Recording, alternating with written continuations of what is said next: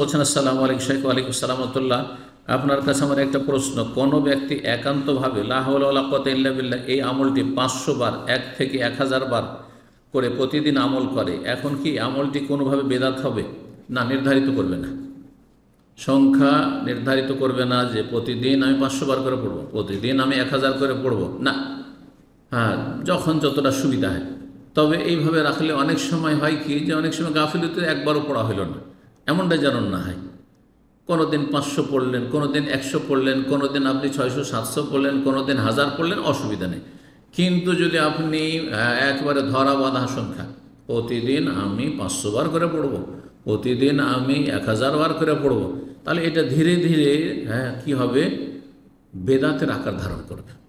আর যারা আশেপাশে জানবে বা শুনবে তারা মনে করে এটাও মনে হয় সুন্নত। যারা বেশি জানে ইসলাম সম্পর্কে, ওদেরকে ফলো করে যারা কম জানা লোক, যখন আপনাকে দেখে যে আপনি বেশি আমলকারী আর আপনি এই আমলটি করছেন যেটা সুন্নাত নয়, হয়তো কোনো রকম জায়েজ হইতো, কিন্তু ওইটা দেখা দেখি তারা এই বেদাত শুরু করে দেয়, সমাজে এই বেদাতই চালু হয়ে গেল, বেদাত চালু হয়ে গেল, এই আশঙ্কা রয়েছে। সুতরাং এই সংখ্যা প্রতিদিনের জন্য নির্ধারণ করবেন না।